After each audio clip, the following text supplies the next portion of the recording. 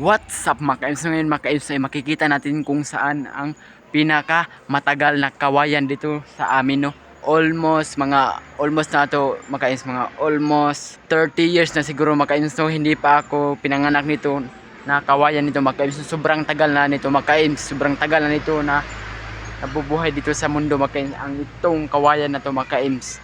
Ang itong kawayan na to mga ka-Ims ay tinatawag ito na lunas na kawayan kung sa Bisaya, lunas no mga ka-Ims, no.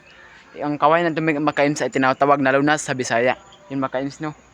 Sobrang tagal na ito mga ka-Ims, hindi pa ako pinanganak dito mga ka-Ims, no.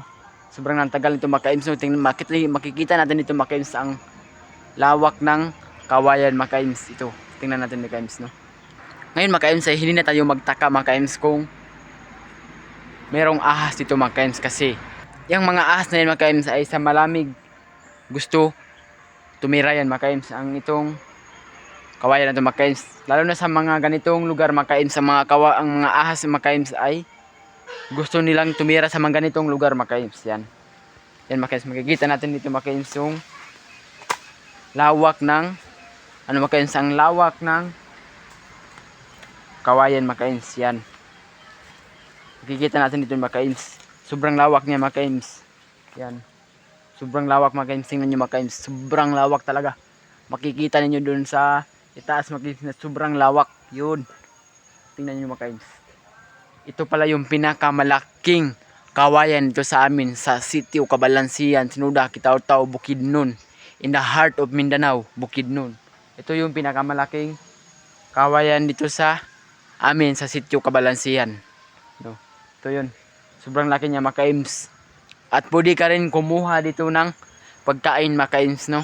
Yung dabong niya mga ka-Ims, yung bagong tubo pa lang na kawayan mga ka-Ims, yung tinatawag na dabong sa Bisaya mga ka-Ims. Ito, yan. Makikita na ito mga ka-Ims. Ito mga ka-Ims. Madalas lang kumuha ang mga tao dito mga ka-Ims ng kawayan mga ka-Ims, kasi sa sobrang hirap putulin mga ka-Ims, kasi yung mga kawayan mga ka-Ims na ganyan-ganyan na mga ka-Ims, nag-XX na siya mga ka-Ims, no. Nag-XX na yung forma ng mga kawayan dito mga ka-Ims. Sobrang hirap talaga putulin ito mga ka-Ims. Yan, makikita natin ito sa likod na sobrang hirap putulin. Yan. Oh, sobrang hirap mga ka-Ims, tingnan nyo. Sobrang hirap niyang putulin mga ka-Ims. Edad ko na 20 years old mga ka-Ims. Sobrang dami na ko na experience na magputol na ganito mga ka-Ims, pero ganito lang ako nahirapan na magpagputol mga ka-Ims, kasi yung kawayan mga ka-Ims nag-XX na siya. Ang hirap putulin mga ka-Ims, no. Yan, tingnan nyo mga ka-Ims, sobrang hirap yan putulin mga ka-Ims, no. Yan mga ka-Ims, no. Ngayon mga ka-Ims, napakita ko na sa inyo mga ka-Ims ang sobrang tagal na kawayan dito sa amin mga ka-Ims. Ito ang tinatawag na lunas. Yun mga ka-Ims, no. Bye bye na mga ka-Ims. Bye bye na. Yun mga ka-Ims. Bye bye na. See you in the next video.